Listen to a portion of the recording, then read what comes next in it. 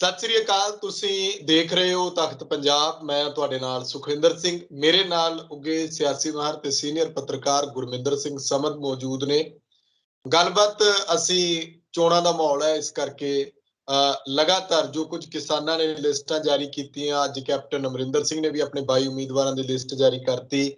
ਪਟਿਆਲਾ ਸ਼ਹਿਰੀ ਤੋਂ ਕੈਪਟਨ ਸਾਹਿਬ ਚੋਣ ਲੜਨਗੇ। ਹੋਰ ਵੀ ਉਮੀਦਵਾਰਾਂ ਨੂੰ ਵੱਖੋ ਵੱਖਰੇ ਥਾਵਾਂ ਤੋਂ ਟਿਕਟਾਂ ਦਿੱਤੀਆਂ ਗਈਆਂ। ਦਿਹਾਤੀ ਤੋਂ ਸੰਜੀਵ ਕੁਮਾਰ ਬਿੱਟੂ ਨੇ। ਅਸੀਂ ਗੱਲਬਾਤ ਨੂੰ ਹੋਰ ਅੱਗੇ ਵਧਾਵਾਂਗੇ, ਇਸ ਕਰਕੇ ਕਿ ਹੁਣ ਲੋਕ ਕੀ ਸੋਚਦੇ ਨੇ। ਜਦੋਂ ਕਿਸਾਨਾਂ ਨੇ ਉਮੀਦਵਾਰ ਉਤਾਰੇ ਤਾਂ ਉਹਨਾਂ ਦੇ ਵਿੱਚੋਂ ਇੱਕ ਉਮੀਦਵਾਰ ਨੇ, ਗੁਰਮਿੰਦਰ ਸਰਾਓ, ਉਹਨਾਂ ਨੇ ਟਿਕਟ ਆਪਣੀ ਵਾਪਸ ਕਰਤੀ। ਉਹ ਕਹਿੰਦੇ ਕਿ ਮੈਂ ਤਾਂ ਆਪਣੀ ਪਾਰਟੀ ਦੇ ਝੰਡੇ ਤੇ ਚੋਣ ਲੜਾਂਗਾ। CPIM ਤੇ CPI ਜਿਹੜੀਆਂ ਪਾਰਟੀਆਂ ਨੇ ਉਹਨਾਂ ਦੇ ਜ਼ਰੀਏ। ਤੇ ਉਸ ਤੋਂ ਬਾਅਦ ਕਿਸਾਨਾਂ ਤੇ ਵੀ ਸਵਾਲ ਉੱਠ ਰਹੇ ਨੇ, ਡਾਕਟਰ ਸਵੈਮਾਨ ਸਿੰਘ ਵੀ ਚੁੱਕ ਰਹੇ ਨੇ। ਪਰ ਜ਼ਮੀਨੀ ਹਕੀਕਤ ਜਦੋਂ ਅਸੀਂ ਦੇਖਦੇ ਹਾਂ ਕਿ ਕਿਸਾਨਾਂ ਦੇ ਹੱਕ ਵਿੱਚ ਕਿੰਨੀ ਕੁ ਜਿਹੜੀ ਆ ਉਹ ਲੋਕਾਂ ਦੀ ਵੋਟ ਪਰਸੈਂਟੇਜ ਕਹਿ ਲਓ, ਕਿਉਂਕਿ ਲੋਕ ਕਹਿੰਦੇ ਨੇ ਕਿ ਕਿਸਾਨ ਤਾਂ ਕਿਸਾਨਾਂ ਦੀ ਹੀ ਗੱਲ ਕਰਨਗੇ। ਸੰਯੁਕਤ ਸਮਾਜ ਦੀ ਜਦੋਂ ਗੱਲ ਆਉਂਦੀ ਹੈ ਤਾਂ ਉਹ ਸਾਰੇ ਤਬਕਿਆਂ ਨੂੰ ਕਿੱਦਾਂ ਨਾਲ ਲੈ ਕੇ ਚੱਲਣਗੇ, ਉਹ ਕੀ ਕੁਝ ਆ। ਇਸ ਉੱਤੇ ਅਸੀਂ ਵਿਸ਼ਲੇਸ਼ਣ ਕਰਾਂਗੇ ਇਸ ਸਾਰੇ ਦਾ। ਸਵਾਗਤ ਹੈ ਤੁਹਾਡਾ ਸਮਦ ਸਾਹਿਬ। ਬਹੁਤ ਬਹੁਤ ਸ਼ੁਕਰੀਆ ਸੁਖਵਿੰਦਰ ਜੀ। ਸ਼ੁਕਰੀਆ ਸਮਦ ਸਾਹਿਬ। ਜਿਸ ਤਰੀਕੇ ਦੇ ਨਾਲ ਕਿਸਾਨ ਉਮੀਦਵਾਰਾਂ ਦਾ ਐਲਾਨ ਕਰਦੇ ਜਾ ਰਹੇ ਨੇ, ਕਿਸ ਤਰ੍ਹਾਂ ਸਮਝਿਆ ਕਿ ਜਦੋਂ ਉਹਦੇ ਉੱਤੇ ਵਿਵਾਦ ਖੜਾ ਹੁੰਦਾ ਤਾਂ ਉਸ ਪੱਧਰ ਦੇ ਉੱਤੇ ਸਾਹਮਣੇ ਪ੍ਰਤੀਕਰਮ ਨਹੀਂ ਆਉਂਦੇ ਜਿਵੇਂ ਆਉਣੇ ਚਾਹੀਦੇ ਨੇ, ਕਿਉਂਕਿ ਲੋਕਾਂ ਦੇ ਵਿੱਚ ਇੱਕ ਚਰਚਾ ਚੱਲ ਰਹੀ ਹੈ ਕਿ ਕਿਸਾਨਾਂ ਦੇ ਵਿੱਚ ਫਿਰ ਵੱਖਰਾ ਕੀ ਆ। ਸੁਖਵਿੰਦਰ ਜੀ ਦੇਖੋ, ਬਹੁਤ ਸਹੀ ਸਵਾਲ, ਬੜਾ ਵਧੀਆ ਹੈਗਾ। ਪਰ ਲੋਕਾਂ ਦੀ ਸੋਚ ਦੇ ਉੱਤੇ ਮੈਂ ਜ਼ਰੂਰ ਇੱਕ ਸਵਾਲ ਖੜਾ ਕਰੂੰਗਾ ਉਹਨਾਂ ਨੂੰ, ਕਿਉਂਕਿ ਹੁਣ ਕਿਸਾਨ ਸਿਆਸਤ ਦਾ ਹਿੱਸਾ ਬਣ ਚੁੱਕੇ ਨੇ। ਸੋ ਉਹਨਾਂ ਨੂੰ ਤੁਸੀਂ ਸੰਯੁਕਤ ਕਿਸਾਨ ਮੋਰਚੇ ਨੂੰ ਰਿਪਰੈਜ਼ੈਂਟ ਕਰਦੀ ਹੋਈ ਪਾਰਟੀ ਨਾ ਸਮਝੋ। ਪਰ ਜੇ ਤੁਸੀਂ ਇਹ ਸਮਝੋਗੇ ਕਿ ਕਿਸਾਨ ਦੀ ਪਾਰਟੀ ਸਿਰਫ ਕਿਸਾਨਾਂ ਨੂੰ ਹੀ ਤਵੱਕੋ ਦੇਗੀ, ਇਹ ਤੁਹਾਡੀ ਸੋਚ ਦੀ ਘਾਟ ਹੋਏਗੀ। ਇਹਦੇ ਉੱਤੇ ਮੈਂ ਬਿਲਕੁਲ ਤੁਹਾਡੇ ਨਾਲ ਮੁਤਫਿਕ ਨਹੀਂ ਹੋਵਾਂਗਾ, ਕਿਉਂਕਿ ਜਿਹੜੀ ਅਕਾਲੀ ਦਲ ਪਾਰਟੀ ਸੀ ਉਹ ਕਹਿੰਦੀ ਅਸੀਂ ਪੰਥ ਦੀ ਪਾਰਟੀ ਆ, ਔਰ ਸਭ ਤੋਂ ਲੰਬਾ ਸਮਾਂ ਉਹਨੇ ਪੰਜਾਬ ਦੇ ਉੱਪਰ ਰਾਜ ਕੀਤਾ। ਕੀ ਉਹਨੇ ਬਾਕੀ ਫਿਰਕਿਆਂ ਨੂੰ ਨਹੀਂ ਸਾਂਭਿਆ, ਜਾਂ ਬਾਕੀ ਫਿਰਕੇ ਉਹਦੇ ਵਿੱਚ ਸ਼ਾਮਿਲ ਨਹੀਂ ਹੈਗੇ, ਉਹਦੇ ਵਿੱਚ ਬਾਕੀ ਫਿਰਕਿਆਂ ਦੇ MLA ਨਹੀਂ ਹੈਗੇ? ਇਹ ਗੱਲ ਗਲਤ ਹੈਗੀ ਆ। ਮਜ਼ਦੂਰਾਂ ਦੀ ਪਾਰਟੀ CPI CPIM ਸਿਰਫ ਮਜ਼ਦੂਰਾਂ ਕਿਰਤੀਆਂ ਦੀ ਪਾਰਟੀ, ਕੀ ਉਹਦੇ ਵਿੱਚ ਬੰਦੇ ਸਿਰਫ ਮਜ਼ਦੂਰ ਹੀ ਸ਼ਾਮਿਲ ਨੇ? ਕੀ ਉਹਦੇ ਵਿੱਚ ਧਨਾੜ ਨਹੀਂ ਸ਼ਾਮਿਲ ਹੋਏ? ਕੀ ਕਾਂਗਰਸ ਨੇ ਸਾਰਿਆਂ ਨੂੰ ਨਾਲ ਲੈ ਕੇ ਨਹੀਂ ਚੱਲੀ ਹੈਗੀ? ਜਾਂ ਤੁਸੀਂ ਬਹੁਜਨ ਸਮਾਜ ਪਾਰਟੀ ਲਾ ਲਓ, ਜੋ ਕਿ ਦਲਿਤ ਵਰਗ ਲਈ ਬਣਾਈ ਗਈ ਪਾਰਟੀ ਸੀ, ਕੀ ਉਹਦੇ ਵਿੱਚ ਸਵਰਨ ਜਾਤੀ ਦੇ ਲੋਕ ਨਹੀਂ ਹੈਗੇ? ਇਹ ਗੱਲਾਂ ਸਿਆਸਤ ਤੋਂ ਪ੍ਰੇਰਿਤ ਹੋ ਕੇ ਕੀਤੀਆਂ ਜਾਂਦੀਆਂ ਨੇ ਕਿ ਕਿਸਾਨ ਸੰਯੁਕਤ ਸਮਾਜ ਮੋਰਚਾ ਜੇ ਕਿਸਾਨਾਂ ਵੱਲੋਂ ਬਣਾਈ ਗਈ ਪਾਰਟੀ ਆ, ਉਹ ਸਿਰਫ ਕਿਸਾਨਾਂ ਦੀ ਹੀ ਗੱਲ ਕਰੂਗੀ। ਹਾਲਾਂਕਿ ਮੈਂ ਜਿੰਨਾ ਕੁ ਸਮਝਦਾ ਕਿ ਪ੍ਰੈਸ ਵਿੱਚ ਇਸ ਪਾਰਟੀ ਨੇ ਬੜਾ ਸਾਫ਼ ਸੰਦੇਸ਼ ਦੇਣ ਦੀ ਕੋਸ਼ਿਸ਼ ਕੀਤੀ ਆ ਕਿ ਅਸੀਂ ਹਰ ਵਰਗ ਨੂੰ ਨਾਲ ਲੈ ਕੇ ਚੱਲਾਂਗੇ, ਔਰ ਜਿੱਥੇ ਵਪਾਰੀਆਂ ਦੀ ਲੋੜ ਹੋਊਗੀ ਉੱਥੇ ਵਪਾਰੀਆਂ ਨੂੰ ਟਿਕਟਾਂ ਦਿੱਤੀਆਂ ਜਾਣਗੀਆਂ, ਜਿੱਥੇ ਪੜ੍ਹੇ ਲਿਖੇ ਪ੍ਰੋਫੈਸਰਾਂ ਦੀ ਲੋੜ ਹੋਏਗੀ ਉੱਥੇ ਪ੍ਰੋਫੈਸਰਾਂ ਨੂੰ ਟਿਕਟਾਂ ਦਿੱਤੀਆਂ ਜਾਣਗੀਆਂ। ਹੁਣ ਪਟਿਆਲਾ ਦਿਹਾਤੀ ਤੋਂ ਜਿਹੜੇ ਸਪੋਲੀਆ ਸਾਹਿਬ ਨੂੰ ਦਿੱਤੀ ਗਈ ਆ ਟਿਕਟ, ਕੀ ਉਹ ਪ੍ਰੋਫੈਸਰ ਨੇ? ਉਹ ਵਿੱਦਿਆ ਨਾਲ ਜੁੜੇ ਹੋਏ ਨੇ, ਉਹ ਤਾਂ ਹੁਣ ਕਿਸਾਨ ਨਹੀਂ ਹੈਗੇ। ਉਹ ਕਿਸਾਨ ਫੈਮਿਲੀ ਨੂੰ ਬਿਲੋਂਗ ਕਰਦੇ ਹੋ ਸਕਦੇ ਨੇ, ਪਰ ਉਹ ਕਿਤੇ ਵਜੇ ਤੋਂ ਟੀਚਰ ਹੈਗੇ ਨੇ। ਸੋ ਜੇ ਆਪਾਂ ਕਹੀਏ ਕਿ ਇਸ ਤਰ੍ਹਾਂ ਦੀ ਗੱਲ ਨਹੀਂ ਹੈਗੀ। ਹੁਣ ਕਿਸਾਨਾਂ ਨੇ ਮਲੇਰਕੋਟਲੇ ਤੋਂ ਜਿਹੜੀ ਨਵੀਂ ਟਿਕਟ ਜਾਰੀ ਹੋਈ ਆ ਉਹਦੇ ਵਿੱਚ ਜ਼ੁਲਫਕਾਰ ਅਲੀ ਵਕੀਲ ਸਾਹਿਬ ਨੂੰ ਟਿਕਟ ਦਿੱਤੀ ਹੈਗੀ ਆ। ਹੁਣ ਉਹ ਵੀ ਕਿਸਾਨੀ ਪਰਿਵਾਰ ਨਾਲ ਜੁੜੇ ਹੋਏ ਨੇ, ਉਹ ਪਿੰਡ ਨਾਲ ਜੁੜੇ ਹੋਏ ਨੇ, ਪਰ ਹੁਣ ਉਹਨਾਂ ਦਾ ਕਿੱਤਾ ਤਾਂ ਪੇਸ਼ੇ ਵਜੋਂ ਵਕੀਲ ਨੇ, ਪੇਸ਼ੇ ਵਜੋਂ ਉਹ ਬਹੁਤ ਵੱਡੇ ਅਦਾਰੇ ਦੇ ਐਡਮਿਨਿਸਟ੍ਰੇਟਰ ਲਏ ਨੇ। ਹੁਣ ਤੁਸੀਂ ਕਹੀ ਜਾਓ ਕਿ ਕਿਸਾਨ ਤਾਂ ਸਿਰਫ ਕਿਸਾਨਾਂ ਨੂੰ ਟਿਕਟਾਂ ਦਿੰਦੇ ਨੇ। ਹਰ ਵਰਗ ਦੀ ਗੱਲ ਹੋ ਰਹੀ ਹੈ, ਹਰ ਤਰ੍ਹਾਂ ਦੇ ਲੋਕਾਂ ਦੀ ਗੱਲ ਹੋ ਰਹੀ ਹੈ। ਹੁਣ ਤੁਸੀਂ ਗੱਲ ਕਰ ਲਓ ਕੈਪਟਨ ਅਮਰਿੰਦਰ ਸਿੰਘ ਦੀ, ਫਰਜ਼ਾਨਾ ਆਲਮ ਨੂੰ ਮਲੇਰਕੋਟਲੇ ਤੋਂ ਟਿਕਟ ਦੇ ਦਿੱਤੀ ਹੈ। ਫਰਜ਼ਾਨਾ ਆਲਮ ਕੌਣ ਆ? ਉਹ ਤਾਂ ਅਕਾਲੀ ਦਲ ਨਾਲ ਜੁੜੀ ਹੋਈ ਵਿਧਾਇਕ ਰਹੀ ਹੈਗੀ ਆ, ਮੰਤਰੀ ਵੀ ਅਕਾਲੀ ਦਲ ਰਹੀ ਹੈਗੀ ਆ। ਉਹਨਾਂ ਦੇ ਘਰ ਵਾਲੇ ਜੋ ਮਰਹੂਮ ਆਲਮ ਸਾਹਿਬ ਸੀਗੇ, ਉਹਨਾਂ ਦੇ ਉੱਪਰ ਤਾਂ ਆਲਮ ਸੈਨਾ ਦਾ ਦੋਸ਼ ਵੀ ਲੱਗਦਾ ਰਿਹਾ। ਨਿਹੱਥੇ ਤੇ ਬੇਕਸੂਰ ਸਿੱਖ ਮੁੰਡਿਆਂ ਨੂੰ ਇਨਕਾਊਂਟਰ, ਫੇਕ ਇਨਕਾਊਂਟਰ ਵਿੱਚ ਮਾਰਨ ਦੇ ਇਲਜ਼ਾਮ ਵੀ ਲੱਗਦੇ ਰਹੇ ਨੇ। ਔਰ ਇਹੀ ਚੀਜ਼ ਕਾਂਗਰਸ ਦੀ ਜਿਹੜੀ ਹੁਣ ਵਿਧਾਇਕ, ਮੌਜੂਦਾ ਵਿਧਾਇਕ ਤੇ MLA ਹੈਗੀ ਆ, ਮੰਤਰੀ ਵੀ ਹੈਗੀ ਆ, ਉਹਨਾਂ ਦੇ ਜੋ ਸ਼ੌਹਰ ਹੈਗੇ ਨੇ ਰਿਟਾਇਰਡ DGP ਮੁਸਤਫਾ ਸਾਹਿਬ, ਜਿਨ੍ਹਾਂ ਨੇ ਹਾਲ ਦੀ ਘੜੀ ਵਿੱਚ ਕਿੱਡਾ ਗਲਤ ਬਿਆਨੀ ਕੀਤੀ ਸੀ, ਮਤਲਬ ਪੂਰੀ ਫਿਰਕਾ ਪ੍ਰਸਤੀ ਫੈਲਾਉਣ ਦੀ ਕੋਸ਼ਿਸ਼ ਕੀਤੀ ਸੀ। ਔਰ ਉਹ ਤਾਂ ਇਹ ਲੱਗ ਰਿਹਾ ਸੀ ਕਿ ਉਹ ਭਾਜਪਾ ਦਾ ਕੰਮ ਕਰ ਰਹੇ ਨੇ। ਮਲੇਰਕੋਟਲੇ ਦੀ ਹਿੰਦੂ ਵੋਟ ਨੂੰ ਪੋਲਰਾਈਜ਼ ਕਰਨ ਦੀ ਕੋਸ਼ਿਸ਼ ਕਰ ਰਹੇ ਨੇ, ਔਰ ਇੰਨੀ ਵੱਡੀ ਗਲਤ ਬਿਆਨੀ ਤੋਂ ਬਾਅਦ ਉਹਦੇ ਉੱਪਰ ਕੇਸ ਨਹੀਂ ਹੁੰਦਾ। ਕਿਸੇ ਹੋਰ ਬੰਦੇ ਉੱਪਰ ਮਲੇਰਕੋਟਲੇ ਦੇ ਥਾਣਿਆਂ ਵਿੱਚ ਕੇਸ ਹੋ ਰਿਹਾ ਕਿ ਉਹ ਮੁਸਤਫਾ ਸਾਹਿਬ ਦੇ ਖਿਲਾਫ ਗਲਤ ਬਿਆਨੀ ਕਰ ਰਹੇ ਨੇ। ਹਾਲਾਂਕਿ ਮੁਸਤਫੇ ਦੇ ਉੱਪਰ ਵੀ ਓਡੇ ਹੀ ਵੱਡੇ ਇਲਜ਼ਾਮ ਲੱਗਦੇ ਨੇ ਕਿ ਇਹਨਾਂ ਨੇ ਫੇਕ ਇਨਕਾਊਂਟਰਸ ਦੇ ਦੌਰਾਨ ਕਿੰਨੇ ਹੀ ਨਿਹੱਥੇ ਸਿੱਖ ਮੁੰਡਿਆਂ ਦਾ ਕਤਲ ਕੀਤਾ। ਔਰ ਪਿਛਲੀਆਂ ਚੋਣਾਂ ਵਿੱਚ ਇੱਕ ਦੋ ਥਾਵਾਂ ਦੇ ਉੱਪਰ ਇਹੋ ਜਿਹੀਆਂ ਕਨਸੋਆਂ ਵੀ ਮਿਲੀਆਂ ਨੇ ਕਿ ਮੁਸਤਫਾ ਸਾਹਿਬ ਨੇ ਸ਼ਰੇਆਮ ਮੰਚ ਦੇ ਉੱਪਰ ਖੜ ਕੇ ਬੋਲਿਆ ਸੀ ਕਿ ਮੈਂ ਅੱਤਵਾਦੀ ਮਾਰੇ ਨੇ, ਬਹੁਤ ਮਾਰੇ ਨੇ। ਔਰ ਜਿਹਦਾ ਜੀ ਹੁਣ ਵੀ ਉਹ ਧਮਕੀ ਉਸੇ ਤਰੀਕੇ ਦੀ ਦੇ ਰਹੀ ਹੈ ਕਿ ਇੰਨਾ ਮੈਂ ਰਾਇਤਾ ਫੈਲਾ ਦੂੰਗਾ, ਮਾਹੌਲ ਇੰਨਾ ਖਰਾਬ ਕਰ ਦੂੰਗਾ, ਕਿਸੇ ਤੋਂ ਸਾਹਮਣੇ ਨਹੀਂ ਸਾਹਮਣਾ ਹੈਗਾ। ਐਡੀਆਂ ਧਮਕੀਆਂ ਮੰਚ ਦੇ ਉੱਪਰ ਖੜੇ ਹੋ ਕੇ ਦੇਣਾ, ਔਰ ਉਸ ਤੋਂ ਬਾਅਦ ਤੁਸੀਂ ਕਿਸਾਨ ਪਾਰਟੀ ਉੱਪਰ ਇਲਜ਼ਾਮ ਲਗਾ ਰਹੇ ਹੋ ਕਿ ਸਿਰਫ ਕਿਸਾਨਾਂ ਨੂੰ ਰੋਲ। ਘੱਟੋ ਘੱਟ ਕਿਸਾਨ ਜਿਨ੍ਹਾਂ ਨੂੰ ਟਿਕਟਾਂ ਦੇ ਰਹੇ ਨੇ ਉਹ ਇਸ ਤਰ੍ਹਾਂ ਦੀਆਂ ਬਿਆਨਬਾਜ਼ੀਆਂ ਤਾਂ ਨਹੀਂ ਕਰਦੇ ਕਿ ਅਸੀਂ ਪੂਰੇ ਦੇ ਪੂਰੇ ਪੰਜਾਬੀ ਸਮਾਜ ਨੂੰ ਰੋਲ ਕੇ ਰੱਖ ਦੇਵਾਂਗੇ, ਪੂਰੇ ਦੇ ਪੂਰੀ ਪੰਜਾਬ ਦੀ ਸ਼ਾਂਤੀ ਦਾ ਪੂਰਾ ਤਾਰ ਪੀੜੋ ਕਰ ਦੇਵਾਂਗੇ ਸੁਖਵਿੰਦਰ ਜੀ। ਸੋ ਕਿਸਾਨਾਂ ਨੂੰ ਸਿਰਫ ਇਸ ਕਰਕੇ ਟਾਰਗੇਟ ਕੀਤਾ ਜਾ ਰਿਹਾ ਕਿਉਂਕਿ ਨਾ ਚਾਹੁਣ ਦੇ ਬਾਵਜੂਦ ਵੀ ਕਿਸਾਨ ਹੁਣ ਸਿਆਸਤ ਵਿੱਚ ਆ ਗਏ ਨੇ। ਪਰ ਜਿਸ ਤਰੀਕੇ ਨਾਲ ਉਹਨਾਂ ਨੇ ਟਿਕਟਾਂ ਵੰਡੀਆਂ ਨੇ ਉਹਦੇ ਵਿੱਚੋਂ ਜਿਹੜੀਆਂ ਬਾਕੀ ਵਿਰੋਧੀ ਪਾਰਟੀਆਂ ਨੇ ਉਹ ਇਹ ਨਹੀਂ ਲੱਭ ਸਕੀਆਂ ਕਿ ਟਿਕਟਾਂ ਦੇ ਵੰਡ ਦੇ ਉੱਪਰ ਪੈਸਿਆਂ ਦਾ ਖਰਚ ਹੋਇਆ। ਹਾਲਾਂਕਿ ਕੁਝ ਬੰਦਿਆਂ ਨੇ ਇਹ ਚੀਜ਼ਾਂ ਬੋਲੀਆਂ ਨੇ ਪਰ ਉਹ ਬਿਨਾਂ ਕਿਸੇ ਸਬੂਤ ਦੇ, ਬਿਨਾਂ ਕਿਸੇ ਧਰਾਤਲ ਦੇ ਖੜੇ ਹੋ ਕੇ ਬੋਲਣਾ ਉਹ, ਕਿਉਂਕਿ ਜਦੋਂ ਇੱਕ ਬੰਦਾ ਮੂਹਰੇ ਹੋ ਕੇ ਲੱਗਦਾ ਅੱਜ ਆਪਾਂ ਦੋਵੇਂ ਜਾਣੇ ਚੱਲੇ ਆ ਤੇ ਆਪਾਂ ਦੋਵੇਂ ਅੱਗੇ ਜਾ ਰਹੇ ਆ, ਕੱਲ ਨੂੰ ਤੁਸੀਂ ਅੱਗੇ ਨਿਕਲ ਜਾਓ ਤੇ ਮੈਂ ਤੁਹਾਨੂੰ ਖੜੇ ਹੋ ਕੇ ਤੁਹਾਡੇ ਤੇ ਦੋਸ਼ ਲਾਉਣ ਲੱਗ ਜਾਵਾਂ ਕਿ ਸੁਖਵਿੰਦਰ ਤਾਂ ਬੇਗਾਨਿਆਂ ਨਾਲ ਰਲ ਗਿਆ, ਦੇਸ਼ ਦੇ ਦੁਸ਼ਮਣਾਂ ਨਾਲ ਰਲ ਗਿਆ, ਉਹ ਤਾਂ ਪੈਸੇ ਲੈ ਕੇ ਕੰਮ ਕਰਦਾ। ਗੱਲ ਤਾਂ ਇਹ ਆ ਕਿ ਮੈਥੋਂ ਤੁਹਾਡੇ ਨਾਲ ਕਦਮ ਮਿਲਾ ਕੇ ਚੱਲਿਆ ਨਹੀਂ ਗਿਆ, ਮੈਂ ਪਿੱਛੇ ਰਹਿ ਗਿਆ, ਤੁਸੀਂ ਅੱਗੇ ਲੰਘੇ। ਪਰ ਹੁਣ ਮੈਂ ਉਸ ਜਦੋਂ ਆਪਣੀ ਬੇਬਸੀ ਨੂੰ ਤੁਹਾਡੇ ਉੱਤੇ ਦੋਸ਼ਾਂ ਦੇ ਨਾਲ ਸਿੱਟਣ ਲੱਗ ਜਾ, ਇਹ ਕੋਈ ਵਧੀਆ ਸਿਆਸਤ ਜਾਂ ਵਧੀਆ ਅਕੀਦਤ ਨਹੀਂ ਹੁੰਦੀ ਹੈਗੀ, ਇਹ ਬਹੁਤ ਗਿਰੀ ਹੋਈ ਹਰਕਤ ਹੁੰਦੀ ਹੈ ਸੁਖਵਿੰਦਰ ਜੀ। ਜੀ ਸਮਝ ਸਾਹਿਬ, ਇਹਦੇ ਨਾਲ ਜੁੜਦਾ ਸਵਾਲ ਇਹ ਹੈ ਕਿ ਜਦੋਂ ਅਸੀਂ ਕਿਸਾਨਾਂ ਦੀ ਗੱਲ ਕਰਦੇ ਹਾਂ, ਇੱਕ ਪਾਸੇ ਤਾਂ ਬਲਬੀਰ ਸਿੰਘ ਰਾਜੇਵਾਲ ਦੀ ਸ਼ਖਸੀਅਤ ਜਿਨ੍ਹਾਂ ਨੂੰ ਮੁੱਖ ਮੰਤਰੀ ਦਾ ਉਮੀਦਵਾਰ ਕਿਸਾਨਾਂ ਨੇ ਆਪਣੇ ਵੱਲੋਂ ਬਣਾਇਆ, ਉਹਨਾਂ ਦੀ ਅਗਵਾਈ ਦੇ ਵਿੱਚ ਚੱਲ ਰਹੇ ਨੇ ਉਹ। ਦੂਜੇ ਪਾਸੇ ਆਮ ਆਦਮੀ ਪਾਰਟੀ ਨੇ ਭਗਵੰਤ ਮਾਨ ਹੋਰਾਂ ਨੂੰ ਅੱਗੇ ਕੀਤਾ, ਭਾਵੇਂ ਕਿ ਇੱਕ ਮੌਕਾ ਕੇਜਰੀਵਾਲ ਦੇ ਲਈ ਪੂਰੇ ਪੰਜਾਬ ਦੇ ਵਿੱਚ ਉਸ ਦੀ ਚਰਚਾ ਚਲਾਈ ਗਈ। ਨਾਲੋਂ ਨਾਲ ਅਕਾਲੀ ਦਲ ਵੱਲੋਂ ਸੁਖਬੀਰ ਸਿੰਘ ਬਾਦਲ, ਕਾਂਗਰਸ ਦੇ ਚਿਹਰੇ ਤਿੰਨ ਬਣੇ ਹੋਏ ਨੇ, ਹਾਲ ਦੀ ਘੜੀ ਕੋਈ ਇੱਕ ਫਾਈਨਲ ਨਹੀਂ ਹੈਗਾ ਤੇ ਬੀਜੇਪੀ ਨੇ ਵੀ ਹਾਲੇ ਚਿਹਰਾ ਫਾਈਨਲ ਨਹੀਂ ਕੀਤਾ। ਤਾਂ ਇਹ ਮੁਕਾਬਲਾ ਕਿਸ ਤਰ੍ਹਾਂ ਦੇਖਦੇ ਹੋ? ਇੱਕ ਪਾਸੇ ਇੱਕ ਸ਼ਖਸੀਅਤ ਹੈ, ਉਹ ਸ਼ਖਸੀਅਤ ਜਿਹੜੀ ਕਿਸਾਨਾਂ ਦੇ ਵਿੱਚ ਜਿਹਦਾ ਵੱਡਾ ਨਾਮ ਹੈ, ਸੰਯੁਕਤ ਕਿਸਾਨ ਮੋਰਚੇ ਦੇ ਵਿੱਚ ਜਿਹਦਾ ਵੱਡਾ ਨਾਮ ਰਿਹਾ, ਉਮੀਦ ਉਹ ਇਹੀ ਕਰਦੀਆਂ ਸਾਰੀਆਂ ਕਿਸਾਨ ਧਿਰਾਂ ਜਾਂ ਕਿਸਾਨ ਉਮੀਦਵਾਰ ਕਿ ਲੋਕ ਉਹਨਾਂ ਨੂੰ ਚੁਣਨ। ਲੋਕ ਤੀਜੇ ਬਦਲ ਦੇ ਵਜੋਂ, ਜਦੋਂ ਤੀਜਾ ਬਦਲ ਪਹਿਲਾਂ ਆਮ ਆਦਮੀ ਪਾਰਟੀ ਦੇਖਿਆ ਜਾਂਦਾ ਸੀ, ਹੁਣ ਕਿਸਾਨਾਂ ਨੂੰ ਦੇਖਿਆ ਜਾਵੇ, ਰਾਜੇਵਾਲ ਸਾਹਿਬ ਦੇ ਨਾਲ ਹੋ ਗਏ। ਤੁਹਾਡੀ ਗੱਲ ਬੜੀ ਸਹੀ ਹੈਗੀ ਆ। ਮੈਨੂੰ ਸੁਰਜੀਤ ਪਾਤਰ ਦੀਆਂ ਦੋ ਸਤਰਾਂ ਯਾਦ ਆ ਗਈਆਂ। ਉਹ ਕਹਿੰਦੇ ਕੋਈ ਡਾਲੀਆਂ ਚੋਂ ਲੰਘਿਆ ਹਵਾ ਬਣ ਗਏ, ਅਸੀਂ ਰਹਿ ਗਏ ਬਿਰਖ ਵਾਲੀ, ਮਤਲਬ ਅਸੀਂ ਤਾਂ ਬਿਰਖ ਬਣੇ ਰਹਿ ਗਏ ਤੇ ਜਿਹੜੀ ਹਵਾ ਬਣੀ ਸੀਗੀ ਆਮ ਆਦਮੀ ਪਾਰਟੀ ਦੀ ਉਹ ਤਾਂ ਲੰਘ ਗਈ। ਜੇ ਇਹੀ ਭਗਵੰਤ ਮਾਨ ਨੂੰ ਕੇਜਰੀਵਾਲ ਸਾਹਿਬ 2017 ਦੀਆਂ ਚੋਣਾਂ ਵੇਲੇ ਟਾਈਮ ਰਹਿੰਦੇ ਸਹੀ ਮੁੱਖ ਮੰਤਰੀ ਦਾ ਚਿਹਰਾ ਨਾਮਜ਼ਦ ਕਰ ਦਿੰਦੇ ਤਾਂ ਅੱਜ ਆਮ ਆਦਮੀ ਪਾਰਟੀ ਸਰਕਾਰ ਬਣਾ ਕੇ ਦੂਸਰੀ ਵਾਰ ਮੁੱਖ ਮੰਤਰੀ ਬਣਨ ਲਈ ਭਗਵੰਤ ਮਾਨ ਲੜਾਈ ਲੜ ਰਹੇ ਹੁੰਦੇ। ਪਰ ਹੁਣ ਪਹਿਲੀ ਵਾਰ ਉਹਨਾਂ ਨੂੰ ਮੌਕਾ ਮਿਲਿਆ, ਉਹ ਵੀ ਕਹਿੰਦੇ ਬਹੁਤ ਦੇਰ ਨਾਲ ਮਿਲਿਆ। ਸੋ ਹਜ਼ੂਰ ਆਤੇ ਆਤੇ ਬਹੁਤ ਦੇਰ ਕਰਦੀ। ਹਾਲਾਂਕਿ ਇਹ ਵੀ ਸਵਾਲ ਉੱਠ ਰਹੇ ਨੇ ਕਿ ਕੀ ਭਗਵੰਤ ਮਾਨ ਸਾਹਿਬ ਧੂਰੀ ਤੋਂ ਸੀਟ ਜਿੱਤ ਪਾਉਣਗੇ, ਕਿਉਂਕਿ ਉੱਥੋਂ ਜਿਹੜੇ ਕਾਂਗਰਸ ਦੇ ਨੌਜਵਾਨ ਚਿਹਰਾ ਗੋਲਡੀ ਸਾਹਿਬ, ਉਹ ਕਾਫੀ ਕਹਿੰਦੇ ਉਹਨਾਂ ਨੇ ਕੰਮ ਕੀਤੇ ਨੇ, ਬਹੁਤ ਜ਼ਿਆਦਾ ਉਹਨਾਂ ਦੀ ਪਕੜ ਹੈਗੀ ਆ। ਪਰ ਦੂਸਰੇ ਪਾਸੇ ਭਗਵੰਤ ਮਾਨ ਦੂਸਰੀ ਵੱਡੀ ਪਾਰਟੀ ਦੇ ਪੰਜਾਬ ਦੇ ਨੇਤਾ ਨੇ। ਆਫਟਰ ਆਲ ਮੁਕਾਬਲਾ ਇੱਕ ਪਾਸੜ ਨਹੀਂ ਹੈਗਾ, ਬਹੁਤ ਫਸਵਾਂ ਮੁਕਾਬਲਾ। ਇਹ ਦੇਖਣਾ ਰਹੇਗਾ ਕਿ ਜੇ ਮੁੱਖ ਮੰਤਰੀ ਦਾ ਉਮੀਦਵਾਰ ਆਪਣੀ ਚੋਣ ਹਾਰ ਗਿਆ ਤਾਂ ਪੱਲੇ ਕੀ ਪਊਗਾ। ਦੂਸਰੇ ਪਾਸੇ ਜਿਹੜੀ ਤੁਸੀਂ ਤੀਸਰੇ ਧਿਰ ਦੀ ਗੱਲ ਕਰ ਰਹੇ ਹੋ ਕਿਸਾਨਾਂ ਦੇ ਆਉਣ ਨਾਲ, ਸੁਖਵਿੰਦਰ ਜੀ, ਉਹ ਤਾਂ ਪਹਿਲੇ ਦਿਨ ਤੋਂ ਹੀ ਸੀ। ਉਹ ਤਾਂ ਕਨਸੋਆਂ ਜਦੋਂ ਲੱਗਣ ਲੱਗ ਗਿਆ ਸੀ ਕਿ ਕਿਸਾਨ ਧਿਰ ਆਪਣੇ ਆਪ ਨੂੰ ਸਿਆਸਤ ਵਿੱਚ ਲੈ ਕੇ ਆਊਗਾ। ਤੀਸਰਾ ਧਿਰ ਤਾਂ ਉਦੋਂ ਹੀ ਬਣ ਗਏ ਸੀ। ਤੀਸਰਾ ਧਿਰ ਨਹੀਂ ਸੀ ਬਣ ਗਏ, ਉਹ ਮੁੱਢਲਾ ਧਿਰ ਬਣ ਗਏ ਸੀ ਕਿ ਕਿਸਾਨ ਕੀ ਚਾਹੁੰਦੇ ਨੇ, ਪੰਜਾਬ ਉਹੀ ਚਾਹੁੰਦਾ ਹੈਗਾ। ਰਹਿ ਗਈ ਗੱਲ ਹੁਣ ਸੰਯੁਕਤ ਕਿਸਾਨ ਮੋਰਚੇ ਦੀ।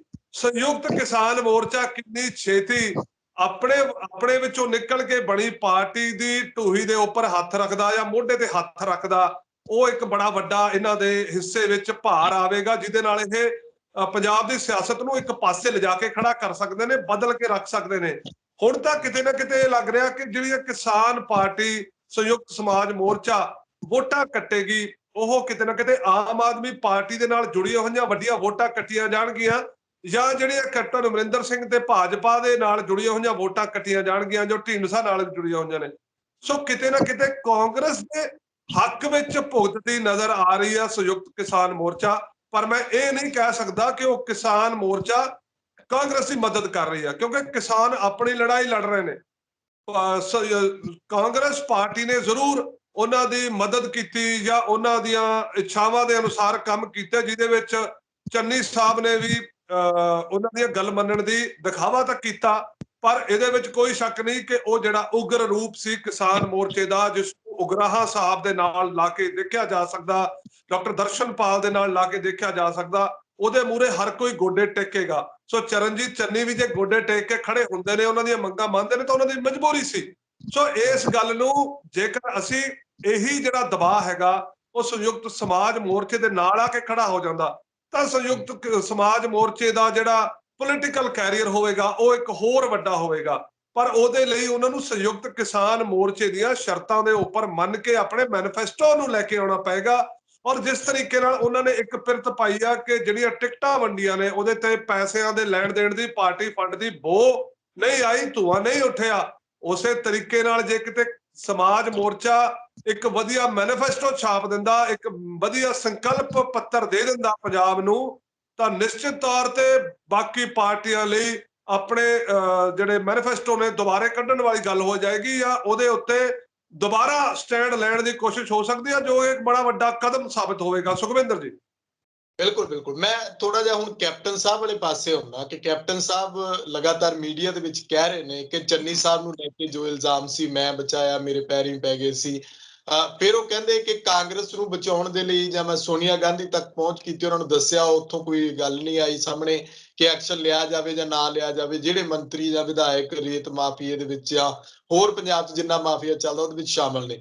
ਪਰ ਕੈਪਟਨ ਸਾਹਿਬ ਨੂੰ ਜਦੋਂ ਇਹ ਸਵਾਲ ਹੁੰਦਾ ਹੈ ਕਿ ਤੁਸੀਂ ਕਾਂਗਰਸ ਨੂੰ ਬਚਾਉਣ ਦੇ ਲਈ ਕਾਂਗਰਸ ਦੇ ਪਾਲੇ ਵਿੱਚ ਖੜੇ, ਪਰ ਪੰਜਾਬੀਆਂ ਨੇ ਤੁਹਾਨੂੰ ਚੁਣਿਆ, ਪੰਜਾਬੀਆਂ ਨੇ ਤੁਹਾਡੀ ਸਰਕਾਰ ਚੁਣੀ, ਤੁਸੀਂ ਪੰਜਾਬ ਦੇ ਲਈ ਕੋਈ ਸਟੈਂਡ ਨਹੀਂ ਲਿਆ, ਤਾਂ ਇਹਨੂੰ ਕਿੱਦਾਂ ਦੇਖਿਆ ਜਾਏ? ਹੁਣ ਉਹ ਫੇਰ ਤੋਂ ਚੋਣ ਮੈਦਾਨ ਦੇ ਵਿੱਚ ਆ ਗਏ ਨੇ। ਪਿਛਲੀ ਵਾਰੀ ਕਹਿੰਦੇ ਸੀ ਕਿ ਮੈਂ ਆਉਣਾ ਨਹੀਂ, ਹੁਣ ਫੇਰ ਆ ਗਏ। ਪਰ ਇਹਦੇ ਨਾਲ ਪੰਜਾਬ ਦੇ ਵਿੱਚ ਕੀ ਕੋਈ ਸਿਆਸੀ ਹਵਾ ਦਾ ਰੁੱਖ ਉਹ ਭਾਜਪਾ ਦੇ ਨਾਲ ਲੱਗ ਕੇ ਕੋਈ ਬਦਲਦਾ ਨਜ਼ਰ ਆਉਂਦਾ, ਜਾਂ ਫਿਰ ਉਸੇ ਤਰ੍ਹਾਂ ਹੀ ਚੱਲਣਾ ਹੈ ਕਿ ਕਾਂਗਰਸ ਜਿਹੜੀ ਆ ਉਹ ਅੱਗੇ ਵੱਧਦੀ ਜਾਣੀ ਹੈ, ਨਾਲ ਸੰਯੁਕਤ ਕਿਸਾਨ ਮੋਰਚਾ ਸਮਾਜ ਮੋਰਚਾ ਜਿਹੜਾ ਉਹ ਚੱਲ ਰਿਹਾ?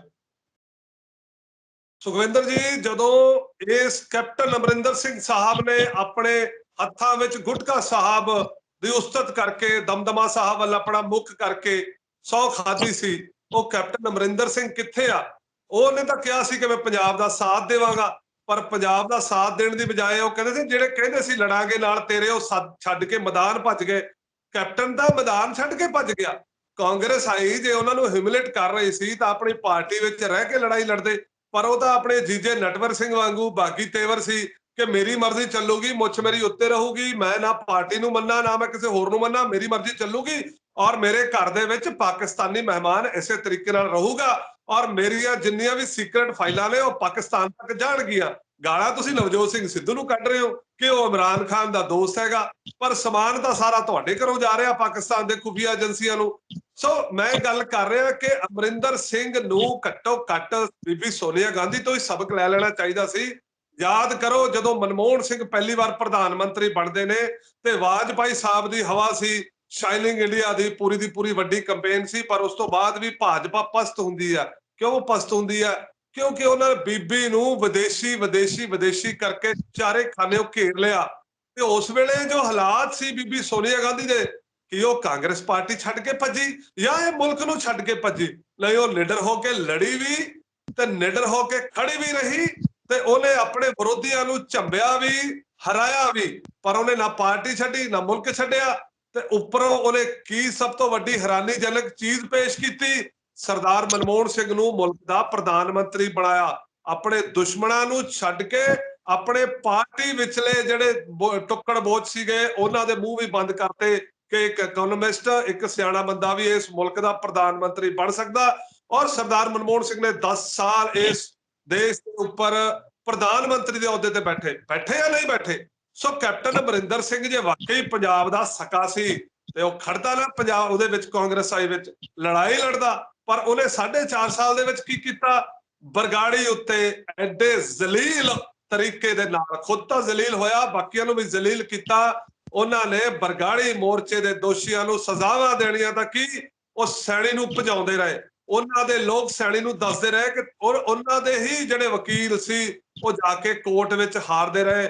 ਔਰ ਐਡੀ ਸ਼ਿੱਦਤ ਨਾਲ ਬਣਾਈ ਹੋਈ ਰਿਪੋਰਟ ਨੂੰ ਇੱਕ ਪਾਸੜ ਕਰਾਰ ਦੇ ਕੇ ਹਾਈ ਕੋਰਟ ਵੱਲੋਂ ਡਸਟਬਿਨ ਵਿੱਚ ਸਟਵਾਉਣਾ। ਇਹਦੇ ਵਿੱਚ ਦੋਸ਼ੀ ਭਗਵੰਤ ਮਾਨ ਥੋੜੀ ਆ, ਇਹਦੇ ਵਿੱਚ ਦੋਸ਼ੀ ਸੁਖਬੀਰ ਬਾਦਲ ਥੋੜੀ ਆ, ਇਹਦੇ ਵਿੱਚ ਦੋਸ਼ੀ ਨਵਜੋਤ ਸਿੰਘ ਸਿੱਧੂ ਥੋੜੀ ਆ, ਇਹਦੇ ਵਿੱਚ ਦੋਸ਼ੀ ਉਹ ਸੰਯੁਕਤ ਕਿਸਾਨ ਮੋਰਚੇ ਵਾਲੇ ਥੋੜੀ ਨੇ, ਇਹਦੇ ਵਿੱਚ ਦੋਸ਼ੀ ਕੈਪਟਨ ਅਮਰਿੰਦਰ ਸਿੰਘ ਆ, ਉਹਨਾਂ ਦੀ ਟੀਮ ਹੈਗੀ ਆ, ਤੇ ਉਹਨਾਂ ਦੇ ਸੱਜੇ ਖੱਬੇ ਜਿਹੜੇ ਖੜੇ ਉਹਨਾਂ ਦੇ ਏਲਸੀ ਨੇ ਜਾਂ ਉਹ ਢੱਗੇ ਨੇ, ਉਹੀ ਨੇ। ਦੱਸੋ ਫਿਰ ਕੈਪਟਨ ਅਮਰਿੰਦਰ ਸਿੰਘ ਅੱਜ ਕਿਹੜੇ ਮੂੰਹ ਨਾਲ ਕਹਿ ਰਿਹਾ ਕਿ ਮੈਂ ਭਾਜਪਾ ਦਾ ਸਾਥ ਦੇਤਾ? ਇੱਕ ਪਾਸੇ ਤਾਂ ਤੁਸੀਂ ਬਿਆਨ ਕਰ ਰਹੇ ਹੋ ਕਿ ਸਾਡੇ ਪੰਥ ਨੂੰ ਮਾਰ ਦੇਣਾ ਭਾਜਪਾ ਨੇ, ਸੰਘ ਨੇ, ਸਾਡੇ ਪੰਜਾਬ ਨੂੰ ਨੇਸਤ-ਨਾਬੂਦ ਕਰ ਦੇਣਾ, ਹਰ ਪਾਸਿਓਂ ਵਿਕਾਸ ਨਹੀਂ ਹੋਣ ਦੇਣਾ ਸੰਘ ਨੇ, ਤੇ ਅੱਜ ਉਹੀ ਤੁਸੀਂ ਆਪਣਾ ਲਿਬੜਿਆ ਮੂੰਹ ਆਪਣੇ ਥੁੱਕ ਨਾਲ ਉਹ ਲੈ ਕੇ ਤੁਸੀਂ ਭਾਜਪਾ ਦੇ ਨਾਲ ਜਾ ਕੇ ਜੁੜ ਗਏ ਤੇ ਉਹਨਾਂ ਤੋਂ ਮਿੰਨਤਾਂ ਕਰਕੇ ਸੀਟਾਂ ਲੈਣੇ ਹੋ, ਮਿੰਨਤਾਂ ਕਰਕੇ, ਮਿੰਨਤਦਾਰੀ ਕਰਕੇ। ਸੁਖਦੇਵ ਸਿੰਘ ਢੀਂਡਸਾ ਜੋ ਜਾ ਕੇ ਡੇਰੇ ਦੇ ਕਹਿੰਦੇ ਨੇ ਜੀ ਬਾਦਲ ਮਾੜੇ ਨੇ, ਪਰ ਉਹ ਵੀ ਭਾਜਪਾ ਨਾਲ ਖੜ ਗਏ। ਉਹ ਇਹਨਾਂ ਤੋਂ ਚੰਗੀ ਤਾਂ ਭਾਜਪਾ ਹੈਗੀ ਆ ਜਿਹੜੀ ਉਹੀ ਆਪਣਾ ਮੂੰਹ ਲੈ ਕੇ ਕਿ ਹਾਂ ਅਸੀਂ ਪੰਜਾਬ ਦਾ ਵਿਕਾਸ ਕਰਾਂਗੇ, ਅਸੀਂ ਆ ਕੇ ਪੰਜਾਬ 'ਚ ਖੜੇ ਆ। ਮੈਂ ਕਹਿੰਦਾ ਇੱਕ ਗੱਦਾਰ ਦੋਸਤ ਨਾਲੋਂ ਇੱਕ ਹੰਡਿਆ ਹੋਇਆ ਦੁਸ਼ਮਣ ਚੰਗਾ, ਜੋ ਕਹਿ ਕੇ ਪਿੱਠ ਤੇ ਵਾਰ ਨਹੀਂ ਕਰਦਾ, ਉਹ ਲਲਕਾਰ ਕੇ ਵਾਰ ਕਰੂਗਾ। ਇਹ ਕੈਪਟਨ ਅਮਰਿੰਦਰ ਸਿੰਘ ਤੇ ਸੁਖਦੇਵ ਸਿੰਘ ਢੀਂਡਸਾ ਨਾਲੋਂ ਤਾਂ ਭਾਜਪਾ ਚੰਗੀ ਆ ਜਿਹੜੀ ਸਿੱਧੀ ਆ ਕੇ ਪੰਜਾਬੀਆਂ ਨੂੰ ਮੱਥੇ ਲੱਗੀ ਆ ਕਿ ਹਾਂ ਅਸੀਂ ਲੜਾਂਗੇ, ਇੱਥੇ ਸਰਕਾਰ ਬਣਾਵਾਂਗੇ। ਸੁਖਵਿੰਦਰ ਜੀ। ਜੀ ਬਿਲਕੁਲ ਬਿਲਕੁਲ। ਇੱਥੇ ਕੀ ਆਪਾਂ ਜੇ ਹੁਣ ਕਾਂਗਰਸ ਦੀ ਗੱਲ ਕਰੀਏ, ਕੀ ਉਹਨਾਂ ਦੀ ਪਾਰਟੀ ਦੀ ਕੋਈ ਮਜਬੂਰੀ ਬਣ ਗਈ ਹੈ ਕਿ ਤਿੰਨ ਧੁਰੇ ਪੰਜਾਬ ਵਿੱਚ ਖੜੇ ਕਰ ਦਿੱਤੇ? ਹਿੰਦੂ ਵੋਟ ਨੂੰ ਹਥਿਆਉਣ ਲਈ ਕਹਿੰਦੇ ਸੁਨੀਲ ਜਾਖੜ ਸਾਹਿਬ, ਤੇ ਐਸਸੀ ਵੋਟ ਨੂੰ ਹਥਿਆਉਣ ਲਈ ਚੰਨੀ ਸਾਹਿਬ ਨੂੰ ਵਿਚਾਲੇ ਰੱਖਿਆ, ਤੇ ਸਾਈਡ ਤੇ ਨਵਜੋਤ ਸਿੰਘ ਸਿੱਧੂ ਨੂੰ ਕਰ ਦਿੱਤਾ ਕਿ ਅਸੀਂ ਜਨਰਲ ਕੈਟਾਗਰੀ ਨੂੰ ਵੀ ਧਿਆਨ ਵਿੱਚ ਰੱਖਣਾ। ਮਤਲਬ ਕਿ ਸਿਆਸਤ ਉਵੇਂ ਹੀ ਕੰਮ ਕਰ ਰਹੀ ਹੈ, ਪਰ ਚੁਣਨਾ ਮੁਸ਼ਕਲ ਹੋ ਰਿਹਾ ਕਿ ਕਿਹਨੂੰ ਮੁੱਖ ਮੰਤਰੀ ਦਾ ਉਮੀਦਵਾਰ ਚੁਣਿਆ ਜਾਵੇ। ਸੁਖਵਿੰਦਰ ਜੀ, 1947 ਤੋਂ ਲੈ ਕੇ ਅੱਜ ਤੱਕ ਸਰਕਾਰੇ ਕਾਂਗਰਸ ਦੀ ਇੱਕੋ ਹੀ ਰਣਨੀਤੀ ਰਹੀ ਆ, ਵੰਡੋ ਤੇ ਰਾਜ ਕਰੋ। ਕਿਉਂਕਿ ਇਹਨਾਂ ਨੇ ਟ੍ਰੇਨਿੰਗ ਜਿੱਥੋਂ ਲਈ ਆ ਨਾ, ਨਹਿਰੂ ਸਾਹਿਬ ਨੇ ਟ੍ਰੇਨਿੰਗ ਲਈ ਸੀ ਅੰਗਰੇਜ਼ਾਂ ਤੋਂ ਲਈ ਸੀ, ਤੇ ਅੰਗਰੇਜ਼ਾਂ ਦੀ ਵੀ ਰਾਜਨੀਤੀ ਇਹੀ ਸੀ, ਵੰਡੋ ਤੇ ਰਾਜ ਕਰੋ। ਜਦੋਂ ਅੰਗਰੇਜ਼ ਹਿੰਦੁਸਤਾਨ ਚ ਆਉਂਦੇ ਨੇ, ਉਦੋਂ ਜੋ ਭਾਰਤ ਦੀ ਇਕਨੋਮੀ ਸੀ, ਜਿਹਨੂੰ ਅਸੀਂ GDP ਕਹਿੰਦੇ ਆ, ਉਹ ਦੁਨੀਆ ਦੀ ਇਕਨੋਮੀ ਦਾ 25 ਤੋਂ 30% ਹਿੱਸਾ ਸੀ। ਤੇ ਜਦੋਂ ਮੁਲਕ ਛੱਡ ਕੇ ਗਏ, ਉਹ ਇੰਨਾ ਕੁ ਮਿੱਧ ਕੇ ਗਏ ਕਿ ਦੁਨੀਆ ਦੀ ਇਕਨੋਮੀ ਦਾ 2% ਵੀ ਨਹੀਂ ਸੀ ਰਹਿ ਗਿਆ। ਸੋ ਜਿੰਨਾ ਕੁ ਮਲੰਗ ਕਰ ਗਏ, ਉਹ ਸੋਨੇ ਦੀ ਚਿੜੀਆ ਦੇ ਸਭ ਕੁਝ ਕੁਤਰ ਕੇ ਲੈ ਗਏ। ਉਹ ਕਾਂਗਰਸ ਦੀ ਜਿਹੜੀ ਟੀਮ ਹੈਗੀ ਆ, ਸਾਡੇ ਮਨ ਪਿਆਰੇ ਨੇਤਾ ਜਵਾਹਰ ਲਾਲ ਨਹਿਰੂ ਜੀ, ਉਹਨਾਂ ਦੀ ਬਿਟੀਆ ਸ਼੍ਰੀਮਤੀ ਇੰਦਰਾ ਗਾਂਧੀ, ਇਹਨਾਂ ਨੇ ਅੰਗਰੇਜ਼ਾਂ ਤੋਂ ਟ੍ਰੇਨਿੰਗ ਲਈ। ਅੰਗਰੇਜ਼ ਇਹੀ ਸਿਖਾ ਕੇ ਗਏ ਨੇ ਕਿ ਪੜ੍ਹੋ ਤੇ ਰਾਜ ਕਰੋ। ਉਹਨਾਂ ਨੇ ਦਲਿਤਾਂ ਨੂੰ ਅੱਡ ਕਰਤਾ, ਸਵਰਨ ਜਾਤੀ ਨੂੰ ਅੱਡ ਕਰਤਾ, ਸਿੱਖਾਂ ਨੂੰ ਅੱਡ ਕਰਤਾ। ਸਿੱਖਾਂ ਨੂੰ ਉਹਨਾਂ ਨੇ ਫੌਜਾਂ ਵਿੱਚ ਲਾਤਾ, ਸਵਰਨਾਂ ਨੂੰ ਉਹਨਾਂ ਨੇ ਸਿਆਸਤ ਉੱਪਰ ਲਾਤਾ, ਤੇ ਦਲਿਤਾਂ ਨੂੰ ਰਲਾਤਾ ਹੇਠਲੀਆਂ ਨੌਕਰੀਆਂ ਤੇ ਦਰੜ ਕੇ, ਤੇ ਬਾਕੀ ਜਿਹੜੇ ਬਚ ਗਏ ਉਹ ਬਾਗੀਆਂ ਦੇ ਨਾਂ ਦੇ ਉੱਪਰ ਜੇਲ੍ਹਾਂ 'ਚ ਡੱਕ ਦਿੱਤੇ ਗਏ। ਹੁਣ ਉਹੀ ਕੰਮ ਕਾਂਗਰਸ ਸਿਲਸਿਲੇਵਾਰ ਉਵੇਂ ਹੀ ਚਲਾਉਂਦੀ ਆਈ। ਜਦੋਂ 47 ਆਇਆ, ਇਹ ਕਹਿੰਦੇ ਜੀ ਅਸੀਂ ਮੁਸਲਮਾਨਾਂ ਦਾ ਖਿਆਲ ਰੱਖਾਂਗੇ, ਮੁਸਲਮਾਨਾਂ ਨੂੰ ਪੂਰਾ ਅਸੀਂ ਤਰਜੀਹ ਦੇਵਾਂਗੇ, ਹਿੰਦੂਆਂ ਦਾ ਖਿਆਲ ਨਹੀਂ ਰੱਖਣਾ, ਮੁਲਕ ਦਾ ਖਿਆਲ ਕਲੈਕਟਿਵਲੀ ਨਹੀਂ ਰੱਖਣਾ। ਤੁਸੀਂ ਉਦੋਂ ਸਾਨੂੰ ਲੱਗਦਾ ਕਿ ਨੇਤਾ ਜੀ ਜਿਹੜੇ ਸੁਭਾਸ਼ ਚੰਦਰ ਬੋਸ ਗੱਲ ਕਹਿੰਦੇ ਸੀ, ਉਹ ਸਹੀ ਕਹਿੰਦੇ ਸੀ ਕਿ ਨਹਿਰੂ ਦੀ ਜਿਹੜੀ ਨੀਤੀ ਆ ਨਾ, ਉਹ ਵੰਡ ਕਰੋ ਤੇ ਰਾਜ ਕਰੋ ਦੀ ਹੈਗੀ ਆ। ਸੋ ਵੰਡੋ ਤੇ ਰਾਜ ਕਰੋ ਦੀ ਨੀਤੀ ਨੂੰ ਅੱਜ ਬੜੇ ਵੱਡੇ ਰੂਪ ਦੇ ਵਿੱਚੋਂ ਲੈ ਆਏ ਕਿ ਦਲਿਤਾਂ ਦਾ ਮਸੀਹਾ ਚਰਨਜੀਤ ਚੰਨੀ, ਜਿਹਦੇ ਘਰ ਵਿੱਚੋਂ ਨਿਕਲ ਆਈ 10 ਕਰੋੜ ਦੀ ਸੰਨੀ। ਤੁਸੀਂ ਦੇਖੋ ਵੀ ਪੂਰੇ ਦਾ ਪੂਰਾ ਕਮਰਾ ਭਰਿਆ ਪਿਆ 10 ਕਰੋੜ ਨਾਲ। ਇਹ ਤਾਂ ਈਡੀ ਵਾਲੇ ਨਹੀਂ ਰੱਖ ਕੇ ਗਏ, ਇਹ ਤਾਂ ਘਰੋਂ ਹੀ ਨਿਕਲੀ ਆ ਨਾ, ਉਹ ਚਾਹੇ ਸੰਨੀ ਤੇ ਮੰਨੀ ਤੇ ਚੰਨੀ ਇਕੱਠੇ ਹੋ ਗਏ। ਸੋ ਉਹ ਦਲਿਤ ਨੇਤਾ, ਗਰੀਬ ਨੇਤਾ ਹੈਗਾ, ਜਿਹਨੂੰ ਕਹਿੰਦੇ ਜੀ ਮੇਰੇ ਕੋਲ ਤਾਂ ਆਹੀ ਕੁੜਤਾ ਪਜਾਮਾ ਤੇ ਆਹੀ ਲੋਈ ਆ, ਉਹ ਇੱਕ ਪਾਸੇ ਨਿਕਲੇ ਆਏ। ਦੂਸਰੇ ਸੁਨੀਲ ਜਾਖੜ ਸਾਹਿਬ, ਜਿਨ੍ਹਾਂ ਦੇ ਪਿਤਾ ਕਿਸਾਨ ਨੇਤਾ ਹੁੰਦੇ ਹੋਏ ਬਹੁਤ ਵੱਡਾ ਨਾਮ ਸੀਗਾ, ਪਰ ਉਹਨੂੰ ਇਹਨਾਂ ਨੇ ਨੋਮੀਨੇਟ ਕਰਤਾ ਸੁਨੀਲ ਜਾਖੜ ਹਿੰਦੂਆਂ ਦਾ ਨੇਤਾ। ਉਹ ਲੰਬਾ ਸਮਾਂ ਪੰਜਾਬ ਪ੍ਰਦੇਸ਼ ਕਾਂਗਰਸ ਦੇ ਪ੍ਰਧਾਨ ਰਹੇ, ਪਰ ਕੀ ਉਹਨਾਂ ਨੇ ਲੋਕਾਂ ਦੀ ਆਵਾਜ਼ ਕਦੇ ਚੱਕੀ? ਉਹ ਕੈਪਟਨ ਅਮਰਿੰਦਰ ਸਿੰਘ ਜਿਵੇਂ ਕਹਿੰਦੇ ਸੀ ਉਵੇਂ ਕਰਦੇ ਰਹੇ। ਸੋ ਉਹ ਨੇਤਾ ਨੂੰ ਉਹ ਹਿੰਦੂਆਂ ਦਾ ਫੇਸ ਬਣਾਤਾ, ਤੇ ਬਾਕੀ ਜਿਹੜੀ ਬਚ ਗਈ ਜਨਤਾ ਜਿਹੜੇ ਇਮੋਸ਼ਨਲ ਲੋਕ ਨੇ ਉਹਨਾਂ ਨੂੰ ਕਹਿੰਦੇ ਨਵਜੋਤ ਸਿੰਘ ਸਿੱਧੂ ਦੇ ਮਗਰ ਲਾ ਦਿਓ। ਮਤਲਬ ਕਿ ਵਲ ਪਾ ਕੇ ਉਹ ਕਹਿੰਦੇ ਵੀ ਮਿੱਤਰਾਂ ਦੀ ਡੁੱਲ ਗਈ ਦਾਲ, ਤੇ ਕਹਿੰਦੇ ਯਾਰ ਹੋਣੀ ਤਾਂ ਐਂ ਖਾਂਦੇ ਨੇ। ਹੁਣ ਇਹਨਾਂ ਨੂੰ ਇਹ ਆ ਕਿ ਜਿਹੜੀ ਦਾਲ ਡੁੱਲ ਚੁੱਕੀ ਆ, ਜਿਹਨੂੰ ਅਮਰਿੰਦਰ ਸਿੰਘ ਡੋਲ ਗਏ ਨੇ, ਉਹਨੂੰ ਇਕੱਠੀ ਕਰਕੇ ਕਿਸੇ ਤਰੀਕੇ ਨਾਲ ਖਾਣ ਲਈ, ਜੇ ਚੰਨੀ ਨਹੀਂ ਖਾ ਸਕਦਾ ਸਿੱਧੂ ਖਾ ਲੂਗਾ, ਸਿੱਧੂ ਨਹੀਂ ਚੱਟ ਸਕਦਾ ਤਾਂ ਸੁਨੀਲ ਜਾਖੜ ਕਰ ਲੂਗਾ। ਪਰ ਇਸ ਤਰ੍ਹਾਂ ਇਹ ਸਿਆਸਤ ਦਾ ਸਭ ਤੋਂ ਗਿਰਿਆ ਹੋਇਆ ਆਪਣਾ ਕਹਿ ਸਕਦੇ ਆ, ਮੈਂ ਇੱਕ ਐਗਜ਼ਾਮਪਲ ਹੈਗੀ ਆ ਕਿ ਲੋਕਾਂ ਨੂੰ ਵੰਡੋ ਤੇ ਉਹਨਾਂ ਤੇ ਰਾਜ ਕਰੋ। ਮਤਲਬ ਕਿ ਪੰਜਾਬ ਦੇ ਮੁੱਦਿਆਂ ਦੇ ਉੱਪਰ ਸੁਖਵਿੰਦਰ ਜੀ ਕੋਈ ਆ ਕੇ ਰਾਜੀ ਨਹੀਂ ਹੈਗਾ। ਪੰਜਾਬ ਦੇ ਮੁੱਦਿਆਂ ਦੀ ਨਾ ਤਾਂ ਗੱਲ ਆਮ ਆਦਮੀ ਪਾਰਟੀ ਕਰ ਰਹੀ ਆ, ਨਾ ਕਾਂਗਰਸ ਆਈ ਕਰ ਰਹੀ ਆ, ਨਾ ਅਕਾਲੀ ਦਲ ਬਾਦਲ ਕਰ ਰਿਹਾ, ਨਾ ਹੀ ਭਾਜਪਾ ਕਰ ਰਹੀ ਆ। ਫਰੀ ਬੀਜ਼ ਦੇ ਉੱਪਰ ਚੱਲ ਰਿਹਾ। ਇੱਕ ਬੰਦਾ ਕਹਿੰਦਾ ਮੈਂ ਤੁਹਾਨੂੰ ਦਲਿਤ ਸੀਐਮ ਦਊਂਗਾ, ਇੱਕ ਕਹਿੰਦਾ ਮੈਂ ਤੁਹਾਨੂੰ ਦਲਿਤ ਉਪ ਸੀਐਮ ਦਊਂਗਾ, ਇੱਕ ਨੇ ਦਲਿਤ ਸੀਐਮ ਦੇ ਦਿੱਤਾ। ਤੇ ਗੱਲ ਕਿੱਥੋਂ ਹੋ ਰਹੀ ਹੈ? ਗੱਲ ਤਾਂ ਜ਼ਾਤ ਪਾਤ ਤੇ ਹੋ ਰਹੀ ਹੈ, ਪੰਜਾਬ ਦੇ ਮੁੱਦਿਆਂ ਦੀ ਗੱਲ ਨਹੀਂ ਕਰ ਰਿਹਾ। ਬਾਦਲ ਸਾਹਿਬ ਜਦੋਂ ਬੋਲਦੇ ਨੇ ਉਹ ਕਹਿੰਦੇ ਨੇ ਨਰਿੰਦਰ ਮੋਦੀ ਸਾਹਿਬ ਪੰਜਾਬ ਦੇ ਪਾਣੀ ਪੰਜਾਬ ਨੂੰ ਦੇ ਦਿਓ, ਪੰਜਾਬ ਦੀ ਰਾਜਧਾਨੀ ਪੰਜਾਬ ਨੂੰ ਦੇ ਦਿਓ, ਪੰਜਾਬੀ ਬੋਲਦੇ ਇਲਾਕੇ ਪੰਜਾਬ ਨੂੰ ਦੇ ਦਿਓ। ਉਹਨਾਂ ਨੂੰ ਬਾਦਲ ਸਾਹਿਬ 25 ਸਾਲ ਮੁੱਖ ਮੰਤਰੀ ਬਣ ਕੇ ਰਹਿ ਗਏ, 50 ਸਾਲ ਤੋਂ ਉੱਪਰ ਉਹ ਐਮਐਲਏ ਬਣ ਕੇ ਰਹਿ ਗਏ, ਐਮਪੀ ਵੀ ਰਹੇ ਨੇ ਵਿੱਚ ਦੀ। ਉਹਨਾਂ ਨੂੰ ਇਹ ਨਹੀਂ ਦਿਖਦਾ ਕਿ ਪੰਜਾਬ ਦੇ ਘਰ ਘਰ ਦੇ ਵਿੱਚ ਨੌਕਰੀਆਂ ਨੂੰ ਲੈ ਕੇ ਬੇਹਾਲੀ ਪਈ ਹੈ, ਸਾਡੇ ਜਵਾਕ ਨਸ਼ਿਆਂ ਵੱਲ ਜਾ ਰਹੇ ਨੇ। ਪੰਜਾਬ ਦੇ ਮੁੱਦੇ ਕਿੱਥੇ ਨੇ ਸੁਖਵਿੰਦਰ ਜੀ? ਬਿਲਕੁਲ ਸਮਝ ਸਾਹਿਬ, ਪਰ ਇਹਦੇ ਵਿੱਚ ਇਹ ਆ ਨਾ ਕਿ ਨਵਜੋਤ ਸਿੱਧੂ ਜਿਹੜੇ ਮੁੱਦੇ ਉਭਾਰ ਰਹੇ ਨੇ, ਕੀ ਉਹ ਪੰਜਾਬ ਦੇ ਮੁੱਦੇ ਨਹੀਂ? ਆਮ ਆਦਮੀ ਪਾਰਟੀ ਕਹਿੰਦੀ ਕਿ ਅਸੀਂ ਦਿੱਲੀ ਮਾਡਲ ਦੀ ਗੱਲ ਕੀਤੀ, ਅਸੀਂ ਜੋ ਕੁਝ ਪੰਜਾਬ 'ਚ ਚੁੱਕਿਆ, ਨਵਜੋਤ ਸਿੱਧੂ ਉਸੇ ਨੂੰ ਅੱਗੇ ਕਰ ਰਹੇ ਨੇ। ਅਸੀਂ ਜੇ 1000 ਕਹਿਤਾ, 2000 ਕਹਿਤਾ, ਤਾਂ ਉਹ 5000, 10000, 20000 ਤੱਕ ਦੇ ਵਾਅਦੇ ਕਰਦੇ ਨੇ। ਪੰਜਾਬ ਮਾਡਲ ਹੁਣ ਨਵਜੋਤ ਸਿੱਧੂ ਕਹਿੰਦੇ ਕਿ ਅਸੀਂ ਲਿਆਂਦਾ, ਤੇ ਕੇਜਰੀਵਾਲ ਸਾਹਿਬ ਉਹਦੀ ਨਕਲ ਕਰ ਰਹੇ ਨੇ, ਕਹਿੰਦੇ ਅਸੀਂ ਮੁੱਦੇ ਚੁੱਕ ਰਹੇ ਹਾਂ। ਨਵਜੋਤ ਸਿੱਧੂ ਇਹ ਕਹਿ ਰਹੇ ਨੇ, ਲਗਾਤਾਰ ਕਹਿ ਰਹੇ ਨੇ। ਨਵਜੋਤ ਸਿੰਘ ਸਿੱਧੂ ਜੋ ਕਰ ਰਿਹਾ ਉਹੀ ਆਮ ਆਦਮੀ ਪਾਰਟੀ ਕਰ ਰਹੀ ਆ। ਮੈਡਮ ਬਰਖਾ ਦੱਤ ਸਾਡੇ ਬੜੇ ਸੀਨੀਅਰ ਜਰਨਲਿਸਟ ਨੇ, ਉਹਨਾਂ ਨੇ ਪਿੱਛੇ ਜੇ ਅਰਵਿੰਦ ਕੇਜਰੀਵਾਲ ਸਾਹਿਬ ਦੀ ਇੰਟਰਵਿਊ ਕੀਤੀ।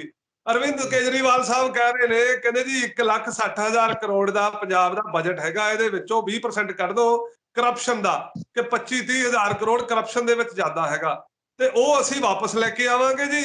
ਫਲਾਣੀ ਥਾਂ ਤੋਂ ਇੰਨੇ ਬਚਾਵਾਂਗੇ, 40-50,000 ਕਰੋੜ ਸਾਡਾ ਬਚ ਗਿਆ, ਤੇ ਜਿਹੜੇ ਅਸੀਂ ਐਲਾਨ ਕਰ ਰਹੇ ਹਾਂ, ਮੁਫਤ ਐਲਾਨ ਕਰ ਰਹੇ ਹਾਂ, ਇਹਦੇ ਵਿੱਚੋਂ ਵੰਡ ਦੇਵਾਂਗੇ। ਉਹਨੂੰ ਕੇਜਰੀਵਾਲ ਸਾਹਿਬ ਨੂੰ ਪੁੱਛੋ ਕਿ ਜਿਹੜਾ ਉਹ 40-50 ਕਰੋੜ ਚਾਹੇ ਉਹ ਰਿਸ਼ਵਤ ਵਿੱਚ ਜਾ ਰਿਹਾ ਜਾਂ ਉਹ ਬਚਾਉਣਗੇ, ਉਹਨਾਂ ਦੇ ਨਾਨਕਿਆਂ ਤੋਂ ਆਉਣਾ ਜਾਂ ਦਾਦਕਿਆਂ ਤੋਂ ਆਉਣਾ? ਉਹ ਪੰਜਾਬ ਦੇ ਲੋਕਾਂ ਦਾ ਪੈਸਾ, ਤੇ ਤੁਸੀਂ ਪੰਜਾਬ ਦੇ ਲੋਕਾਂ ਨੂੰ ਮੁਫਤ ਵੰਡ ਰਹੇ ਹੋ। ਕਿਹਨਾਂ ਨੂੰ ਵੰਡ ਰਹੇ ਹੋ? ਜਿਹੜੇ ਹੇਠਲੇ ਦਰਜੇ, ਗਰੀਬੀ ਦੇ ਹੇਠਲੇ ਦਰਜੇ 'ਚ ਰਹਿੰਦੇ ਨੇ। ਪਰ ਜਿਹੜੇ ਲੋਕ ਉਹ ਪੈਸੇ ਵਿੱਚ ਇਜ਼ਾਫਾ ਕਰ ਰਹੇ ਨੇ, ਟੈਕਸ ਦੇ ਰਹੇ ਨੇ, ਉਹਨਾਂ ਨੂੰ ਤੁਸੀਂ ਕੀ ਦੇ ਰਹੇ ਹੋ? ਸਿਰ ਤੇ ਸੁਆਹ। ਨੌਕਰੀਆਂ ਕਿੱਥੇ ਨੇ ਪੰਜਾਬ ਦੇ ਲਈ? ਉਹ ਤਾਂ ਇਹਨਾਂ ਕੋਲ ਕੋਈ ਗੱਲ ਨਹੀਂ ਹੈਗੀ ਬੇਰੁਜ਼ਗਾਰੀ ਦੂਰ ਕਰਨ ਲਈ। ਕਹਿੰਦੇ ਜੀ ਅਸੀਂ ਆਇਲਟ ਪੜਾਵਾਂਗੇ ਮੁਫਤ ਵਿੱਚ, ਮਤਲਬ ਕਿ ਲੋਕਾਂ ਨੂੰ ਬਾਹਰ ਜਾਣ ਦੀ ਤਰਜੀਹ ਦਿਓਗੇ ਤੁਸੀਂ, ਇਹੀ ਸਲਾਹ ਦੇ ਰਹੇ ਹੋ। ਕਿਸੇ ਕੋਲੇ ਪੰਜਾਬ ਦਾ ਇਸ ਵੇਲੇ ਸਭ ਤੋਂ ਵੱਡਾ ਮੁੱਦਾ ਕੀ ਆ? ਬਰਗਾੜੀ ਨੂੰ ਕਿਨਾਰੇ ਤੇ ਕਰ ਲਓ, ਧਰਮ ਨੂੰ ਕਿਨਾਰੇ ਤੇ ਕਰ ਲਓ। ਸਭ ਤੋਂ ਵੱਡਾ ਮੁੱਦਾ ਪੰਜਾਬ ਦਾ ਸੁਖਵਿੰਦਰ ਜੀ ਇੱਕੋ ਹੀ ਆ ਕਿ ਪੰਜਾਬ ਦੇ ਵਿੱਚ ਬੇਰੁਜ਼ਗਾਰੀ ਦੀ ਦਰ ਸਾਡੀ ਨੈਸ਼ਨਲ ਬੇਰੁਜ਼ਗਾਰੀ ਦੀ ਦਰ ਤੋਂ ਵੱਡੀ ਹੋ ਚੁੱਕੀ ਆ। ਉਹਨੂੰ ਦੂਰ ਕਰਨ ਦੇ ਉੱਪਰ ਕਿਸੇ ਕੋਲੇ ਨਾ ਕੋਈ ਸੰਕਲਪ ਆ, ਨਾ ਕੋਈ ਪ੍ਰੋਗਰਾਮ ਆ। ਔਰ ਜਿਹੜੀ ਸਾਡੀ ਐਗਰੀਕਲਚਰ ਆ, ਸਾਡੀ ਪੰਜਾਬ ਦੀ ਇਕਨੋਮੀ ਤਾਂ 95% ਐਗਰੋ ਬੇਸਡ ਇੰਡਸਟਰੀ ਆ, ਐਗਰੀਕਲਚਰ ਦੇ ਉੱਪਰ ਡਿਪੈਂਡੈਂਟ ਆ। ਉਹਦੇ ਉੱਪਰ ਕੀ ਕੰਮ ਹੈਗਾ? ਅੱਗੇ ਐਗਰੀ ਇੰਡਸਟਰੀ ਸੀ ਜਿਹੜੀ, ਉਹ ਜੀਐਸਟੀ ਤੋਂ ਬਾਹਰ ਸੀ। ਇਹਨਾਂ ਨੇ ਤਾਂ ਉਹ ਵੀ ਜੀਐਸਟੀ ਵਿੱਚ ਲਿਆਂਦੀ, ਉਹਦੀਆਂ ਵੀ ਦਰਾਂ ਇਜ਼ਾਫਾ ਕਰਨੀਆਂ ਵੀ। ਜੇ ਕਿਸਾਨ ਨੇ ਸੰਦ ਵੀ ਲੈਣੇ ਆ, ਉਹ ਵੀ ਡਬਲ ਰੇਟ ਤੇ ਲਊਗਾ। ਔਰ ਵਪਾਰੀ ਪਹਿਲਾਂ ਹੀ ਲੁੱਟ ਰਿਹਾ। ਉਹੀ ਲੋਹੇ ਨੂੰ ਕੁੱਟ ਕੇ, ਜਿਹੜਾ 1000 ਰੁਪਏ ਦਾ ਲੋਹਾ, ਉਹਨੂੰ ਸਾਡਾ ਪੰਜਾਬ ਦਾ ਵਪਾਰੀ 50-50,000 ਦਾ ਵੇਚ ਰਿਹਾ। ਔਰ ਜੋ ਜੀਐਸਟੀ ਲੱਗ ਰਹੀ ਆ ਉਹ 70,000 ਦਾ ਵੇਚ ਰਿਹਾ, ਜਦੋਂ ਕਿ ਉਹਨੂੰ ਵੇਚਣਾ ਚਾਹੀਦਾ ਸੀ ਮੁਨਾਫਾ ਲੈ ਕੇ 10-15,000 ਦੇ ਉੱਪਰ। ਪਰ ਉਹ ਵੀ ਲੁੱਟ ਰਹੇ ਨੇ। ਕਿਸਾਨੀ ਤਾਂ ਹਰ ਪਾਸੇ ਲੁੱਟੀ ਜਾ ਰਹੀ ਆ। ਔਰ ਜਿਹੜੀ ਕਮਰਸ਼ੀਅਲ ਕਿਸਾਨੀ ਆ, ਇਹਨੂੰ ਕੋਈ ਪ੍ਰਮੋਟ ਨਹੀਂ ਕਰ ਰਿਹਾ। ਉਹੀ ਵਿਚਾਰਾ ਕਿਸਾਨ ਕੀ ਕਰੇ? ਕਹਿੰਦੇ ਆਪਣਾ ਉਹੀ ਜੀਰੀ ਆ, ਉਹੀ ਕਣਕ ਆ, ਤੇ ਰਹਿੰਦੀ ਖੁੰਦੀ ਕਣਕ ਤਾਂ ਹੁਣ ਪੀਲੀ ਪੈ ਰਹੀ ਆ, ਬਾਰਿਸ਼ਾਂ ਨਹੀਂ ਹਟ ਰਹੀਆਂ, ਮੌਸਮ ਹੀ ਨਹੀਂ ਹੋ ਰਹੇ, ਇੰਸ਼ੋਰੈਂਸ ਕਿੱਥੇ ਆ? ਨਾਮ ਦੀਆਂ ਗੱਲਾਂ ਹੋ ਰਹੀਆਂ ਨੇ। ਪੰਜਾਬ ਦੇ ਮੁੱਦੇ ਕਿੱਥੇ ਨੇ? ਮੈਨੂੰ ਦੱਸੋ ਕਿ ਅੱਜ ਜੋ ਵੀ ਸਿਆਸਤ ਚੱਲ ਰਹੀ ਆ, ਕਿਸੇ ਨੇ ਹਲੇ ਤੱਕ ਪੰਜਾਬ ਦੇ ਵਿੱਚ ਕੈਂਸਰ ਦੀ ਬਿਮਾਰੀ ਉੱਤੇ ਗੱਲ ਕੀਤੀ ਆ? ਇਹ ਅੱਜ ਤੁਹਾਡੇ ਚੈਨਲ ਦੇ ਉੱਪਰ ਮੈਂ ਗੱਲ ਕਰ ਰਿਹਾ, ਜਾਂ ਮੇਰੇ ਬਲੌਗ ਪੰਜਾਬ ਨਾਵਾ ਦੇ ਉੱਪਰ ਗੱਲ ਕਰ ਰਿਹਾ। ਕੈਂਸਰ ਦੀ ਬਿਮਾਰੀ ਕਿੱਡਾ ਵੱਡਾ ਰੋਲ ਆ ਸਾਡੇ ਪੰਜਾਬ ਦੀ ਜ਼ਿੰਦਗੀ ਨੂੰ ਖਤਮ ਕਰਨ ਦੀ। ਇਹ ਮੁੱਦਾ ਹੀ ਨਹੀਂ ਹੈਗਾ ਇਹਨਾਂ ਦੇ ਲਈ। ਪੰਜਾਬ ਦੇ ਵਿੱਚ ਵਿੱਦਿਆ ਦਾ ਜੋ ਲੈਵਲ ਹੈਗਾ ਉਹ ਖਤਮ ਹੋ ਰਿਹਾ, ਉਹਦੀ ਗੱਲ ਹੀ ਨਹੀਂ ਕਰ ਰਹੇ। ਮਤਲਬ ਇਮਾਨਦਾਰ ਨੇਤਾ ਪ੍ਰਗਟ ਸਿੰਘ ਵਰਗੇ ਆ ਕੇ ਵੀ ਜਿਹੜੀ ਅਫਸਰਸ਼ਾਹੀ ਦੀ ਭ੍ਰਿਸ਼ਟ ਹੈਗੀ ਆ, ਉਹਦਾ ਸ਼ਿਕਾਰ ਹੋ ਗਏ। ਤੇ ਉਹਦੇ ਵਿੱਚ ਅਸੀਂ ਦੇਖਿਆ ਕਿ ਜਿੰਨੇ ਵੀ 1152 ਪ੍ਰੋਫੈਸਰਾਂ ਦੀਆਂ ਭਰਤੀਆਂ ਸੀ ਉਹ ਅੱਜ ਕੋਰਟ ਵਿੱਚ ਪਹੁੰਚ ਗਈਆਂ ਨਾ, ਕਿਉਂਕਿ ਭ੍ਰਸ਼ਟਾਚਾਰ ਵਿੱਚ ਰਲਿਆ ਹੋਇਆ ਵਾ। ਸਾਡੀ ਸੰਜੀਦਗੀ ਕਿੱਥੇ? ਸਾਡੀ ਸੰਜੀਦਗੀ ਕਿਤੇ ਨਹੀਂ ਹੈਗੀ। ਖੇਤੀਬਾੜੀ ਨੂੰ ਲੈ ਕੇ ਇਕੱਲਾ ਖੇਤੀਬਾੜੀ ਮਹਿਕਮਾ ਨਹੀਂ, 25 ਹੋਰ ਮਹਿਕਮੇ ਵੀ ਜਿਹੜੇ ਖੇਤੀਬਾੜੀ ਉੱਤੇ ਕੰਮ ਕਰ ਰਹੇ ਨੇ, ਪਰ ਉਹ ਡਾਟੇ ਭਰਨ ਤੋਂ ਇਲਾਵਾ ਕੋਈ ਕੰਮ ਕਰ ਰਹੇ ਨੇ? ਕਿਤੇ ਕਿਸਾਨੀ ਨੂੰ ਅਡਾਪਟ ਕਰਾਇਆ ਉਹਨਾਂ ਨੇ? ਕਿੰਨੇ % ਕਿਸਾਨ ਨੇ ਜਿਹੜੇ ਪ੍ਰੋਗਰੈਸਿਵ ਖੇਤੀ ਕਰ ਰਹੇ ਨੇ ਔਰ ਉਹ ਪੈਸੇ ਕਮਾ ਰਹੇ ਨੇ? ਬਾਕੀ ਕਿਸਾਨ ਕਿਉਂ ਨਹੀਂ ਕਰ ਰਿਹਾ? ਕਿਉਂਕਿ ਉਹਨਾਂ ਨੂੰ ਗਿਆਨ ਨਹੀਂ ਦਿੱਤਾ ਗਿਆ, ਊਣੇ ਰੱਖਿਆ ਗਿਆ। ਕਰਜ਼ਿਆਂ ਦੀ ਮਾਰ ਵਿੱਚ, ਸਿਆਸਤ ਦੀ ਮਾਰ ਵਿੱਚ ਸਾਡੇ ਪੰਜਾਬ ਦੇ ਮੁੱਦਿਆਂ ਨੂੰ ਵਿਸਾਰ ਦਿੱਤਾ ਗਿਆ। ਪੰਜਾਬ ਨੂੰ ਇਹਨਾਂ ਨੇ ਖਾਲਿਸਤਾਨ, ਹਿੰਦੁਸਤਾਨ, ਹਾਂਜੀ, ਵੱਖਵਾਦੀ, ਅੱਤਵਾਦੀ, ਦਲਿਤ, ਹਿੰਦੂ, ਸਿੱਖ, ਪਾਕਿਸਤਾਨੀ, ਨਾਨ ਪਾਕਿਸਤਾਨੀ, ਪ੍ਰਵਾਸੀ, ਨਾਨ ਪ੍ਰਵਾਸੀ, ਇਹਨਾਂ ਵਿੱਚ ਵੰਡ ਕੇ ਰੱਖ ਦਿੱਤਾ। ਪਾਕਿਸਤਾਨ ਦਾ, ਪੰਜਾਬ ਦਾ ਤਾਂ ਕੋਈ ਇਸ ਵੇਲੇ ਉੱਕਾ ਹੀ ਗੱਲ ਨਹੀਂ ਕਰ ਰਿਹਾ, ਔਰ ਇਸੇ ਕਰਕੇ ਪ੍ਰਵਾਸੀ ਵੀ ਚੁੱਪ ਕਰ ਗਏ ਨੇ, ਕਿਉਂਕਿ ਪਿਛਲੀਆਂ ਵੋਟਾਂ ਵਿੱਚ ਉਹਨਾਂ ਨੇ ਜ਼ੋਰ ਵੀ ਬਹੁਤ ਲਾ ਕੇ ਦੇਖਿਆ, ਪੈਸਾ ਵੀ ਬਹੁਤ ਲਾ ਕੇ ਦੇਖਿਆ, ਪਰ ਉਹਨਾਂ ਨੂੰ ਕੀ ਮਿਲਿਆ? ਧੋਖਾ ਮਿਲਿਆ। ਇਸ ਵਾਰ ਪੰਜਾਬੀ ਵੀ ਚੁੱਪ ਨੇ, ਔਰ ਪੰਜਾਬ ਦਾ ਕੋਈ ਬਾਲੀ ਵਾਰਸ ਨਹੀਂ ਹੈਗਾ ਇਸ ਵੇਲੇ। ਸੁਖਵਿੰਦਰ ਜੀ, ਮੈਂ ਆਖਰੀ ਸਵਾਲ ਇਸੇ ਤੇ ਕਰਨਾ ਸੀ ਕਿ ਲੋਕਾਂ ਨੇ ਕਹਿਣਾ ਕਿ ਜਿਵੇਂ ਆਮ ਆਦਮੀ ਪਾਰਟੀ ਵੀ ਕਹਿੰਦੀ ਹੈ ਕਿ ਤੁਸੀਂ ਉਹਨਾਂ ਨੂੰ ਵੀ ਪਰਖਿਆ, ਅਕਾਲੀਆਂ ਨੂੰ ਵੀ ਪਰਖ ਲਿਆ, ਬੀਜੇਪੀ ਨੂੰ ਵੀ ਪਰਖ ਲਿਆ, ਕਾਂਗਰਸ ਨੂੰ ਵੀ ਪਰਖ ਲਿਆ, ਇੱਕ ਵਾਰੀ ਸਾਨੂੰ ਪਰਖ ਕੇ ਦੇਖੋ। ਪਰ ਤੀਜਾ ਬਦਲ ਕਹਿੰਦੇ ਕਿਸਾਨਾਂ ਦਾ ਵੀ ਨਜ਼ਰ ਆ ਰਿਹਾ ਕਿਤੇ ਨਾ ਕਿਤੇ। ਫਿਰ ਲੋਕ ਚੁਣਨ ਕਿਹਨੂੰ? ਸਾਰੇ ਇਸੇ ਤਰ੍ਹਾਂ ਦੇ ਲੱਗਦੇ ਨੇ, ਸਾਰੇ ਉਹੀ ਸਿਆਸਤ ਦੇ ਵਿੱਚੋਂ ਨਿਕਲ ਕੇ ਆ ਜਾਂਦੇ ਨੇ, ਕੋਈ ਨਵੇਂ ਤਰੀਕੇ ਨਾਲ ਆ ਜਾਂਦਾ, ਸਾਰਾ ਕੁਝ ਅੰਦਰ ਉਹੀ ਹੁੰਦਾ, ਵਰਕ ਬਦਲਦਾ ਕਹਿੰਦੇ। ਦੇਖੋ ਮੇਰੇ ਯਾਦ ਆ ਜਦੋਂ 2017 ਦੀਆਂ ਚੋਣਾਂ ਖਤਮ ਹੋਈਆਂ ਸੀ ਫਰਵਰੀ ਮਾਰਚ ਵਿੱਚ, ਜੂਨ ਵਿੱਚ ਜਾ ਕੇ ਰਾਘਵ ਚੱਡਾ ਦੇ ਉੱਪਰ ਉਹਨਾਂ ਦੀ ਪਾਰਟੀ ਦਾ ਹੀ ਬੰਦਾ ਇਲਜ਼ਾਮ ਲਾਉਂਦਾ ਕਿ ਜਿਹੜੀਆਂ ਡੋਨੇਸ਼ਨਸ ਆਈਆਂ ਨੇ ਉਹਨਾਂ 'ਚ ਬੜਾ ਵੱਡਾ ਹੇਰ-ਫੇਰ ਕੀਤਾ, ਔਰ ਰਾਘਵ ਚੱਡਾ ਸਾਹਿਬ ਬਹੁਤ ਮੋਟੇ ਪੈਸੇ ਕਮਾ ਗਏ ਨੇ। ਜਿਸ ਤੋਂ ਬਾਅਦ ਰਾਘਵ ਚੱਡਾ ਨੂੰ ਖਜ਼ਾਨਚੀ ਦੇ ਅਹੁਦੇ ਤੋਂ ਲਾਹ ਦਿੱਤਾ ਗਿਆ ਸੀ, ਪਰ ਉਸੇ ਰਾਘਵ ਚੱਡਾ ਨੂੰ ਹੁਣ ਪੰਜਾਬ ਦੀਆਂ ਚੋਣਾਂ ਵਿੱਚ ਫੇਰ ਉੱਥੇ ਭੇਜ ਦਿੱਤਾ। ਇਹਦਾ ਮਤਲਬ ਕੇਜਰੀਵਾਲ ਸਾਹਿਬ ਨੂੰ ਪਤਾ ਨਾ ਕਿ ਰਾਘਵ ਚੱਡਾ ਸਾਹਿਬ ਦਾ ਡੋਨੇਸ਼ਨਸ ਦੀ ਹੇਰ-ਫੇਰ ਕਰਨ ਦੇ ਵਿੱਚ ਬਹੁਤ ਐਕਸਪਰਟੀਜ਼ ਹੈਗੀ ਆ। ਹੁਣ ਉਹੀ ਰਾਘਵ ਚੱਡਾ ਨੇ ਟਿਕਟਾਂ ਵੰਡੀਆਂ ਨੇ। ਸੋ ਜਿਹੜੇ ਬੰਦੇ ਉੱਪਰ ਪਹਿਲਾਂ ਇਲਜ਼ਾਮ ਲੱਗਦੇ ਰਹੇ ਨੇ, ਉਸੇ ਨੂੰ ਤੁਸੀਂ ਦੁਬਾਰਾ ਲਾ ਦਿਓ, ਚੋਰ ਨੂੰ ਤੁਸੀਂ ਚੌਕੀਦਾਰ ਦੀ ਜ਼ਿੰਮੇਵਾਰੀ ਦੇ ਦਿਓ, ਤੇ ਫਿਰ ਉਹ ਕੀ ਕਰੇਗਾ? ਤੇ ਅਸੀਂ ਬੜੇ ਭਲੀ ਭਾਂਤ ਆ ਕਿ ਜੋ ਆਮ ਆਦਮੀ ਪਾਰਟੀ ਨੇ ਕੀਤਾ, ਐਡੇ ਐਡੇ ਅਮੀਰ ਬੰਦਿਆਂ ਨੂੰ ਟਿਕਟਾਂ ਦਿੱਤੀਆਂ ਨੇ।